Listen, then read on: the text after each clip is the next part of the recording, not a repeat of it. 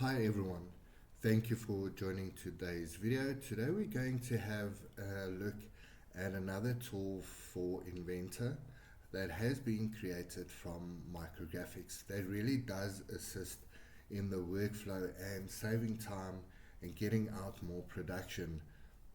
My name is Gideon Lesonnote and I am an application engineer for Micrographics. Today we're going to have a look at AutoDraw. Now, if you open your internet browser, you can search MGFX tools for Inventor, and you'll be able to see a few tools that we've created that really does assist in workflow and production when it comes to drawings and annotations. Now, one of the specific tools is AutoDraw. Now, AutoDraw, you can automatically create drawings within Autodesk Inventor. That would be your parts and assemblies, and it's all based on your predefined view layouts. So you can set up your type of view layouts, for instance your front view, top view, isometric view, and you can even import your own company templates into AutoDraw. Now, AutoDraw is not just a drawing creator, but it also manages the drawings. Now, once you have a scan in the assembly, it will be clear to you which models have drawings, so you'll also be able to see what part or your model, what has your 2D drawings and what 2D drawings has not yet been created. The same in the sheet metal, as AutoDraw can also create a single sheet metal flat pattern drawing for your CNC cutting processes. So then you can go and download a trial version, and you can also buy the license, and then it really does assist quite a lot within your Inventor environment. Now, here in AutoDraw, this is what it looks like. In Inventor, you'll see I've just got a normal frame that I created in the assembly environment. Now, when we think about AutoDraw, the first thing that you can do is you go to Application Options. Here you can see your grid data display options, like your load with hierarchy and your AutoDraw version checking, so if there's any new updates and so on. You can also set your scales. For your file and templates, here you can go and add your specific templates that you would like to create or utilize. Then you've got your dimensional notes, which you like to auto insert on drawing creation, like a QR code. Within your model, which you like center lines and center marks also to be inserted. So here you've got your hole features, your fillet features, your cylindrical features, and the same with your assembly drawings. When it comes to your parts list and tables, now this is also dependent on Inventor's capability. So you can go and insert a parts list in your assembly drawing. Would you like to see a parts list on a part drawing? So you can tick it on or off. The same with a sheet metal bend table. Would you like it to be automated in the sheet metal? And then you've got your referencing table, and here you can see your type of specifications it would follow. For instance, your part list, the ISO, you can click on the drop down, select one of the other specifications, or you can actually go and select your template.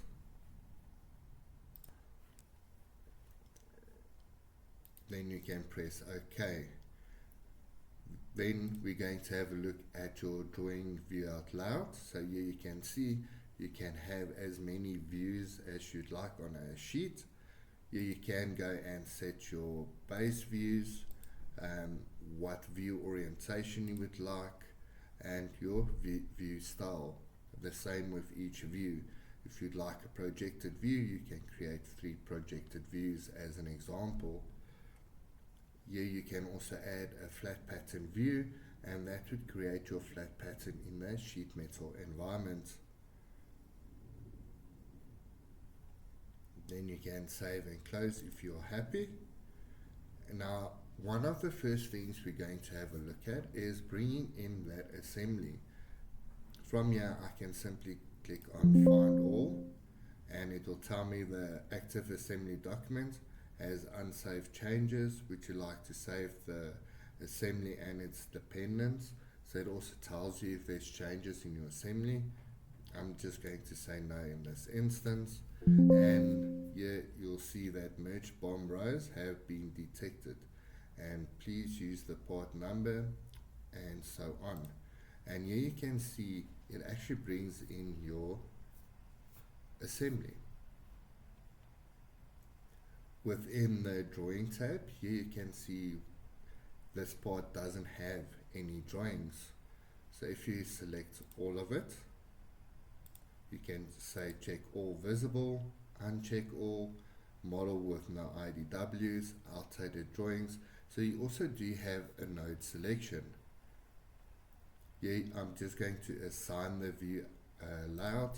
That is the layout that I've created, and that would assign it to all these parts.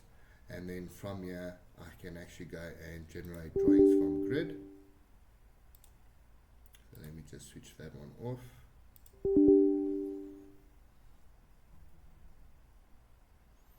It's just because of the sheet metal, so I can go into the drawing view editor and just switch off the flat pattern because I do not have any sheet metal in this environment.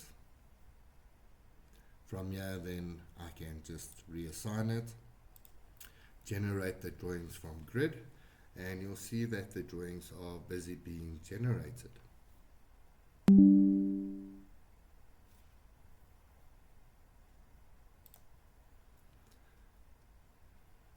Now this will take just a few seconds just for it to generate all the drawing types, and then here you can see which items have drawings and what does not have drawings,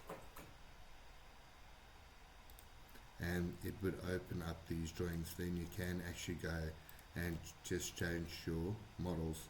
From here you can also go and just set the scale a little bit smaller.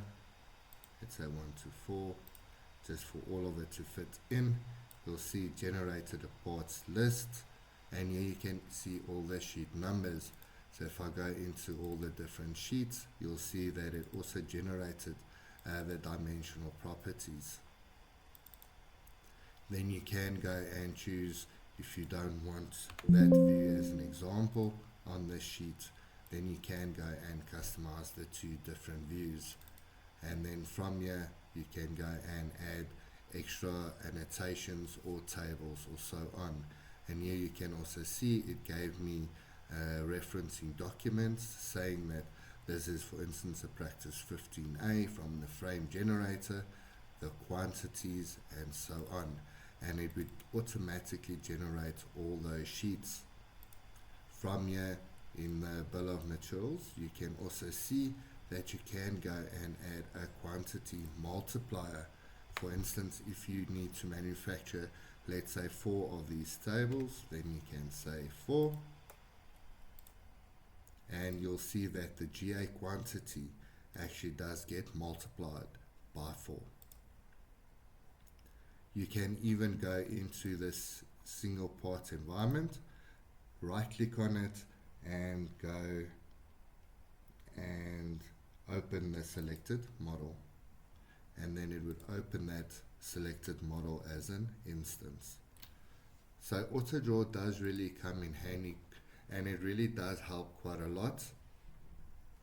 If you have your sheet metal parts, it will also show you as an example a component that does not have any flat patterns. You'll see a mark right next to the sheet metal, and then you can go into that part and create a flat pattern.